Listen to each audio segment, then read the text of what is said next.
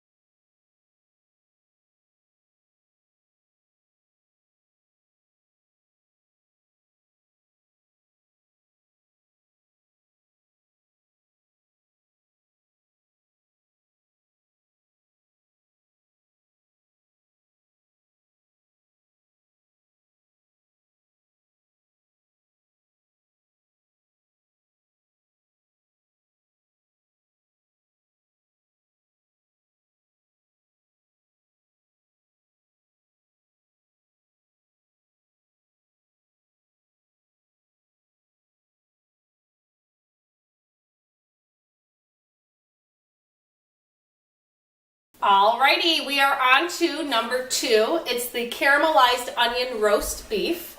And what meat you're going to get out right now is your 3 to 4 pound roast beef, and that you're going to put that right in your bag.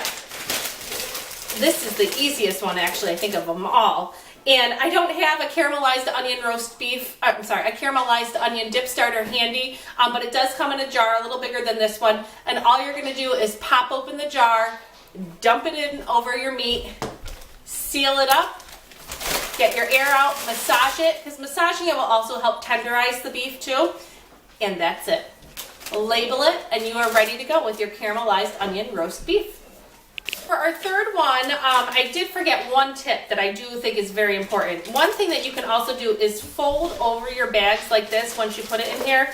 It kind of helps keep it up extra tall, and it keeps it a little sturdier, the lip anyways. So we're on to our third one. This is the creamy Swiss chicken.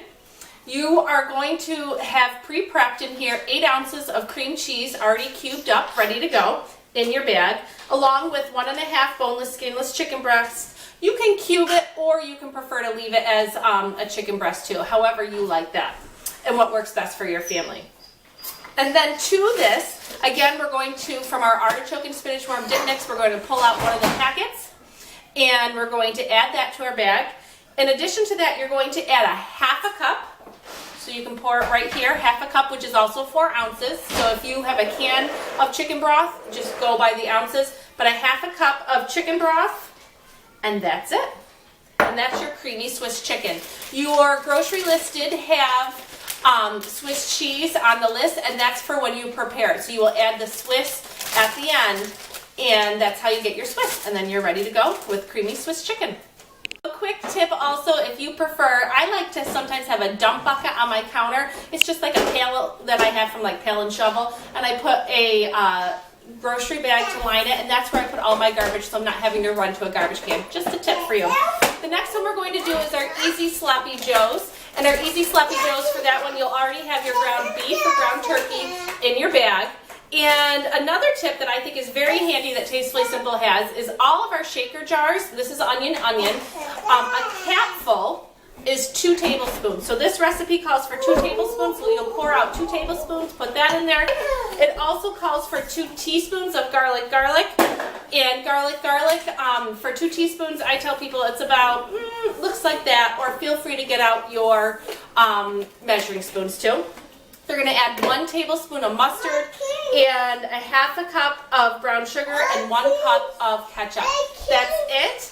And then you're going to seal that up and go ahead and massage it a little bit too. And then that's it. We are on number 5 already. Can you believe this is going to be your 5th meal already? We are doing the Italian beef stew. In your bag, you're already going to have your 1.5 pounds of beef stew. That's cubed beef stew, excuse me. And in that, you'll also have your 14-ounce artichoke hearts, and make sure those artichoke hearts are drained, all in your bag. In your bag, you're going to add the dried tomato and garlic pesto, and it calls for 4 to 5 tablespoons. So what I would suggest is about 2 capfuls of your dried tomato and garlic pesto. In addition to that, you're going to add your 4.5 ounce jar of sliced mushrooms. That is also drained, but undrained is your petite diced tomatoes, a 4.5 ounce can of that. And for just a little splash of fun, you can add a half a cup of dry red wine just for a little fun. And don't worry, the alcohol cooks out. We're on meal number 6, and this is the pesto chicken breasts. You are going to put 6 boneless, skinless chicken breasts in your bag. Again, you're going to add artichoke hearts, drained and chopped if you like them chopped. You don't have to have them chopped if you don't like them. And you're going to put them in here. In this bag, in addition to that, a 14.5 ounce can of petite diced tomatoes, again, not drained. 8 ounces, one of those small ounce jars of tomato sauce. And then 2 tablespoons, which is how much? That's right, a capful of your dried tomato and garlic pesto. So you're going to pour that in there and put that all in your bag. Again, you're going to label this with pesto chicken breasts, get all your air out, and stack it right up. Number 7, meal number 7. This is the roasted garlic pork loin. You're going to put a 2 to 3 pound pork loin in your bag. And to this, we're going to add 14.5, nope, I take that back. We are going to add a can of chicken broth and a can of cream of chicken soup. And then you're also going to add 2 tablespoons, of your garlic. Now, if you prefer less garlicky, I would do 1 tablespoon. So 2 tablespoons of that, and that is it for your roasted garlic pork loin. Number 8, we are doing the superb beef stroganoff. For this one, again, you're going to need your cubed stew meat, and that's 2 pounds of stew meat going in here. To that, you're going to add a 14.5 ounce can of beef broth.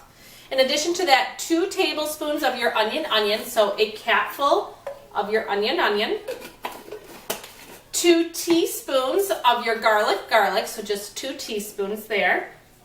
2 teaspoons of Worcestershire sauce. And this one, you're going to add an 8 ounce package of fresh mushrooms to this one. If you can't find fresh, I promise you can will do too. Salt and pepper to test if you prefer. Again, don't forget to seal it up, get that air out, and stack it right up. That's it.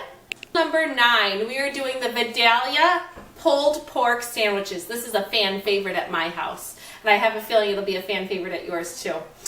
You have a 3-pound pork roast right in your freezer bag. To this freezer bag, you are actually going to add a half a cup of your Vidalia onion. Now, here's what I'm going to tell you. Don't bother with your measuring cup. A half a cup of Vidalia onion dressing is about a third of the bottle. So don't feel like you have to measure that, because I always feel when you measure in a measuring cup a liquid ingredient, you lose so much on the sides. So you're going to add that to your pork. You're also going to add a teaspoon of salt to tenderize it, and then 12 ounces of root beer.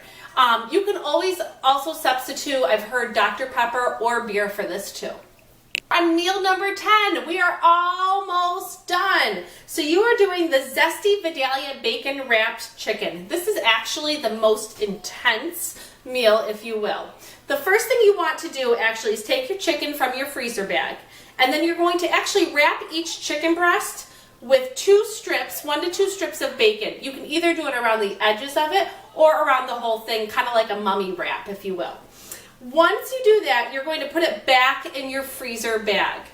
Or if you prefer, you can always use press and seal and place them on a press and seal and seal around it that way too. Then, in a smaller bag or another gallon size bag, you actually are going to put the sauce that's going to go on top of the chicken wrapped in bacon in your crock pot. So you're going to add 3/4 cup of your Vidalia onion dressing. So again, you'll probably have about this much left of your Vidalia onion.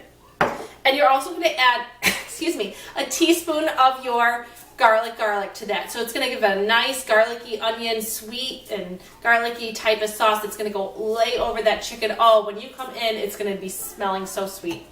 So, and then you're going to put all of those bags, so you're going to have the 2 bags all in one bag, and label that your Vidalia and bacon wrapped chicken.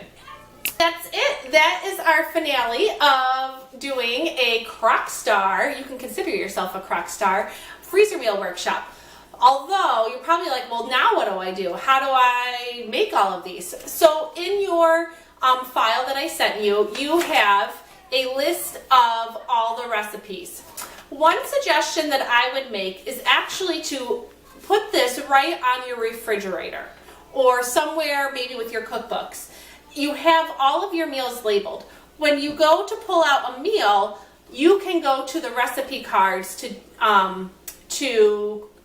make the meal. Or if you would like to, so I have some people who like to cut each recipe card out and tape it right onto the bag. The choice is yours. Choose your own adventure when it comes to recipe cards.